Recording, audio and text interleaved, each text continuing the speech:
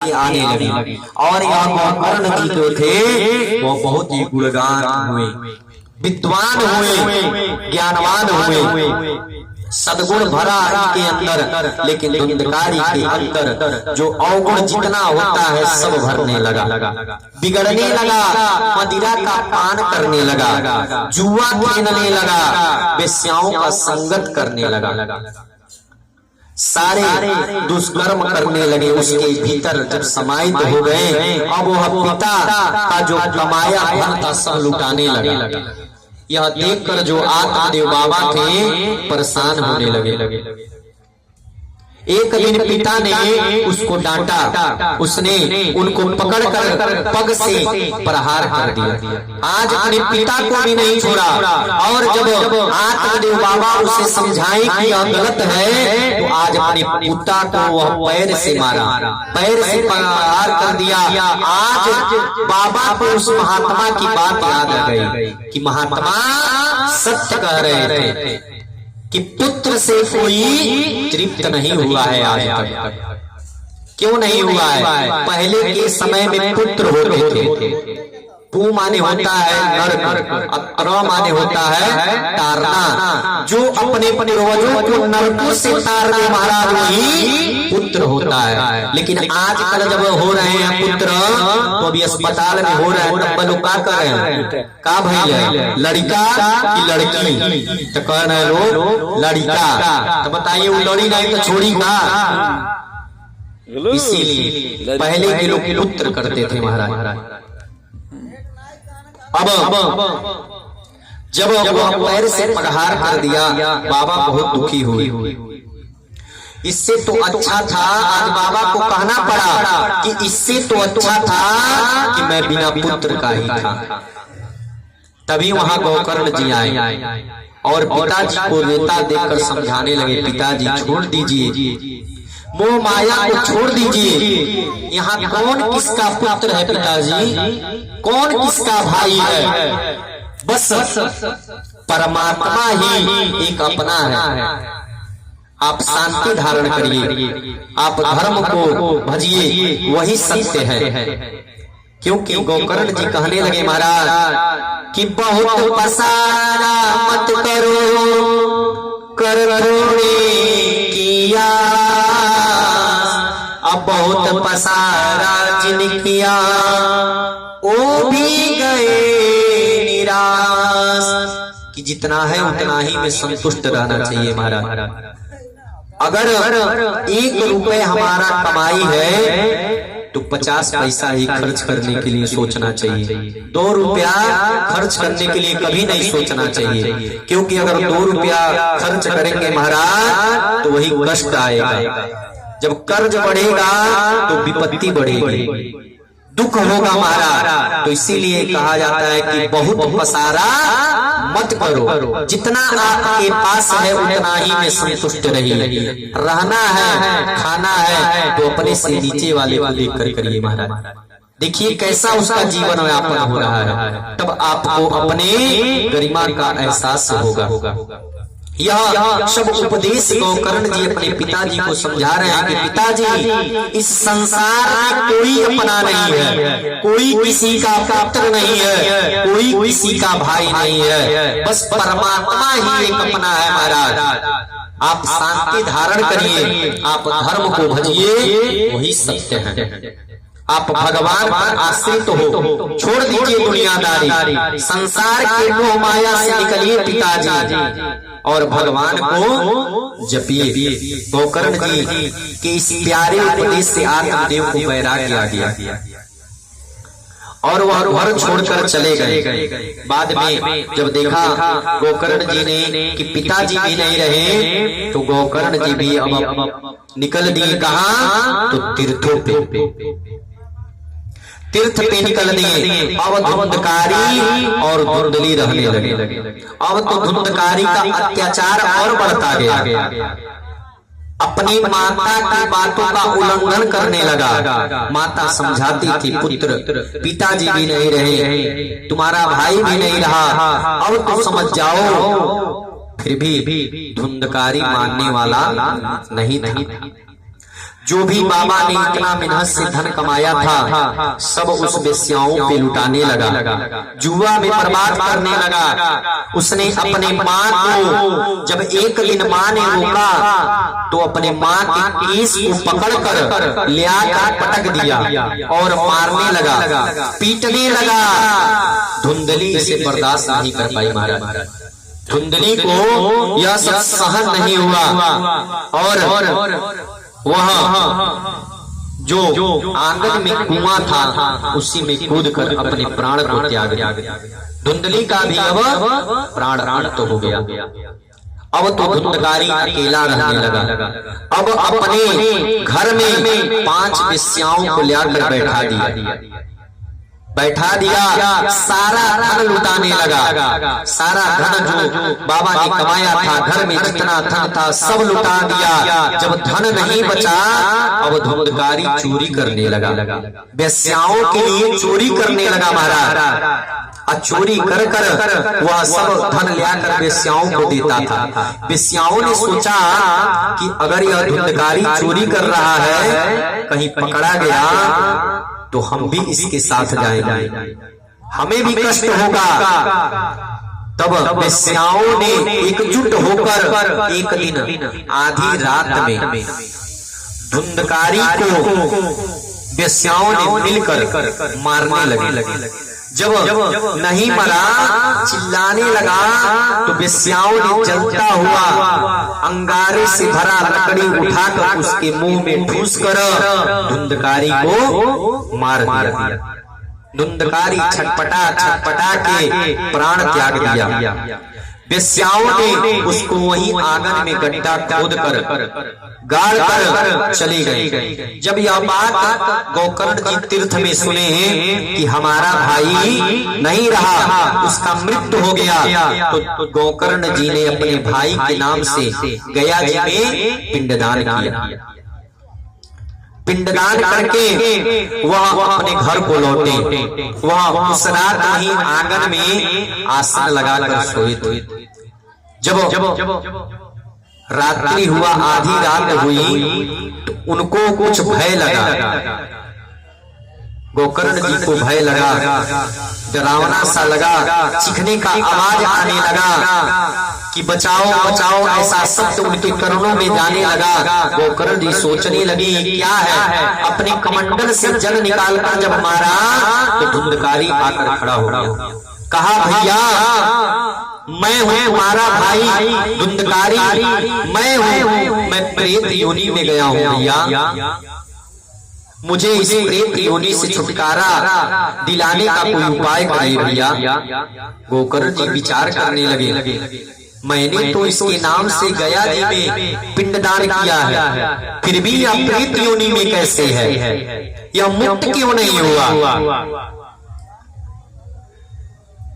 धुंधकारी कहा महाराज आप एक बार नहीं 1000 बार गया में पिंडदान करने से मेरा मुक्ति होने वाला नहीं है, क्योंकि मेरा पाप छोटा पाप नहीं था, मैं बहुत बड़ा पापी था। इसीलिए कोई और उपाय ढूंढिए भैया जिससे मेरा इस प्रेत योनि से छुटकारा हो सके। वो गोकर्ण जी पूरी रात सोए नहीं, सोचने लगे, चिंता उनको सताने लगी कि ऐसा क्या अब उपाय करूं कि मेरे भाई का प्रेत योनि से छुटकारा मिले। जब ऋषि मुनि से मिले तो ऋषि मुनियों ने कहा आप एक उपाय करिए, आप भगवान सूर्य का तपस्या कीजिए, वही आपको इस प्रेत योनि से छुटकारा पाने का साधन बता सकते हैं। एक दिन जब सुबह हुआ, गोकर्ण जी जाकर गंगा जी में स्नान किए, स्नान करके भगवान सूर्य का तपस्या करने लगे। तपस्या जब करने लगे, कुछ दिन बाद भगवान सूर्य प्रसन्न हुए, आए और आकर बोले पुत्र गोकर्ण क्या बात है। गोकर्ण जी ने कहा महाराज हमने गया जी में भी अपने भाई के नाम से पिंडदान किया, लेकिन मेरे भाई का प्रेत योनि से छुटकारा नहीं हुआ। आप ही कुछ ऐसा साधन बताइए जिससे मेरे भाई का प्रेत योनि से छुटकारा हो जाए। तो सूर्य भगवान ने कहा गोकर्ण तुम एक बार नहीं 1000 बार अगर श्राद्ध करते हो गया में तब भी तुम्हारे भाई का प्रेत योनि से छुटकारा नहीं होगा। तुम्हारे भाई का अगर प्रेत योनि से छुटकारा पाना है तो उसका एक ही साधन है कि श्रीमद्भागवतम शास्त्रम सप्ताहवाचनम कुरु, कि श्रीमद् भागवत कथा का तुम सप्ताहन वाचन करो, आयोजन करो, वही तुम्हारे भाई को प्रेत योनि से छुटकारा दिला सकता है। गोकर्ण जी बहुत खुश हुए और वह तुंगभद्रा नदी के तट पर इस यज्ञ का आयोजन किया।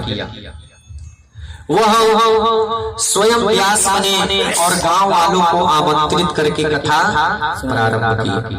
कथा प्रारंभ की, धुंधकारी वहां आया और बैठा, लेकिन पृथ्वी तत्व यह आत्मा 5 तत्वों से मिली है तो वह रुक नहीं पा रहा था। जब हवा चलता था तो उड़ जाता था, तो धुंधकारी वहां टिक नहीं पाता था। वह कहने लगा भैया ऐसा कोई उपाय करिए जिससे मैं टिकूं। तब तक धुंधकारी ने देखा कि वहां 7 कोण का एक बांस लगा है, उसमें छिद्र था। धुंधकारी जाकर उसी बांस में प्रवेश कर लिया और उसी बांस में प्रवेश करके कथा श्रवण करने लगा। पहले दिन का जब कथा सुना, शाम हुआ, आरती हुआ और जयकारा लगा कि प्रेम से बोले वृंदावन बिहारी की। जब जयकारा लगा तो बांस का जो 7 कोण वाला बांस था, पहला कोण उत्तर से आवाज करके फटा। ऐसे ही दूसरे दिन कथा हुआ, दूसरा कोण, तीसरे दिन तीसरा, चौथे दिन चौथा, 5वें दिन 5वां, 6वें दिन 6वां, 7वें दिन 7वां, ऐसे तड़ तड़ करके आवाज करके 7वें दिन जब 7 बांस का कोण फट के 2 तरफ गिरा, उसमें से एक सुंदर रूप लिए एक पुरुष खड़ा हो गया। खड़ा हो गया तब तक वहां यमराज के दूत आए विमान लेकर और वो लेकर जाने लगे। गोकर्ण जी ने पूछा महाराज कथा तो इस पूरे गांव वालों ने सुना है, तो आप विमान बस एक के लिए क्यों लेकर आए? तो बताएं, दूतों ने कहा कि जितने ध्यान से, जितने श्रद्धा से, भाव से, निष्ठा से यह धुंधकारी ने कथा सुना है, उतनी निष्ठा से, प्रेम से कोई कथा नहीं सुना है। आप फिर कथा का आयोजन करिए और फिर आप लोगों से कहिए उतने ही भाव से, प्रेम से कथा का रसास्वादन करें, तब सबके लिए विमान आएगा। फिर से गोकर्ण जी ने कथा का आयोजन किया। सब लोगों ने, गांव के लोगों ने प्रेम से, निष्ठा से भगवान का स्मरण किया, कथा का रसास्वादन किया। जब 7वें दिन कथा समाप्त हुई, यम के दूतों ने सबके लिए विमान लेकर आया और सबको ले गए, वैकुंठ को ले गए। जब सबको लेकर चले गए तो सबका मोक्ष हो गया, उद्धार हो गया। फिर सबने अपने मन में, गोकर्ण जी ने सोचा कि इतनी महिमा है भागवत की। सौनकादिक ऋषियों से सूत जी ने बताया महाराज सनत कुमार ने नारद जी को यह कथा बताई कि मनुष्य प्रेत योनि में रहकर भी किस तरह इस भागवत की कथा के माध्यम से उद्धार हो सकता है उसका। सौनकादिक ऋषि ने महाराज को प्रणाम किया, कहा कि हे महाराज, अब आप इस श्रीमद् भागवत ज्ञान यज्ञ का जो नियम है करने का, किस स्थान पे करना चाहिए, कैसे करना चाहिए, यह सब आप बताएं, बड़ी कृपा होगी। सूत जी ने कहा कि महाराज इसके लिए कोई अच्छा मुहूर्त दिखाना चाहिए। आचार्य के पास जाकर इसका एक निश्चित मुहूर्त दिखाना चाहिए। शुभ दिन, शुभ लग्न, शुभ घड़ी, शुभ मुहूर्त का निर्माण करवाना चाहिए और इसके होने का खबर चारों दिशाओं में फैला देना चाहिए। चारों तरफ जो भी मंदिर है आसपास सबको जाकर न्योता दे देना चाहिए कि हमारे घर, हमारे द्वार पर भगवान की लीलाओं का वर्णन होने वाला है। आप लोग उसमें आकर सहयोग प्रदान करें, सम्मिलित हो, अपना अपना आशीर्वाद प्रदान करें। ऐसा जाकर चारों दिशाओं में यह खबर फैला देना चाहिए। यह नियम है। सनत कुमार नारद जी से बता रहे हैं और सूत जी शौनकादिक ऋषियों से बता रहे हैं हमारा कि भागवत की यह नियम है कि सब तरफ तुलसी पत्र बिखेर देना चाहिए।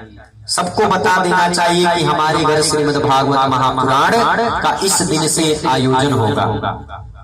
इस कथा को, इसका नाम है सप्ताह यज्ञ। यह 7 दिन का कथा है। पहले दिन तो पूजन पाठ में निकल जाता है, लास्ट दिन जो होता है हवन में भंडारे में निकल जाता है। बचता है कितना, तो 7 दिन। इस भागवत का जो मूल है वो सप्ताह ज्ञान यज्ञ का है। सप्ताह ज्ञान यज्ञ ही है, इसीलिए इसे बताया गया है। इसे निराहार रहकर श्रवण करना चाहिए। तब तक उसमें से ऋषि महात्माओं ने कहा महाराज मान लीजिए जो न रह पाए निराहार तब, तो कहा तब फरहारी रहकर कथा श्रवण करे। और कहा तब भी न रह पाए तब, तो कहा एक समय अन्न ग्रहण करके कथा का रस आस्वादन करे। तो कहा अगर एक समय भी रह ना कर पाए, तो कहा दोनों समय अन्न का ग्रहण करके कथा रस आस्वादन करिए, लेकिन करिए। यह सनत कुमारों ने नारद जी से बताया कि अगर आपके पास शक्ति है, श्रद्धा है, तो निराहार रहिए। नहीं रह पा रहे हैं, कुछ कमी है, तो फरहारी रह के कथा का रस आस्वादन करना चाहिए। अगर उसके भी लायक नहीं है, तो एक समय भोजन करिए। और अगर एकदम दिक्कत है, शरीर में परेशानी है, तो दोनों टाइम भोजन किया जा सकता है, कथा का रस आस्वादन किया जा सकता है।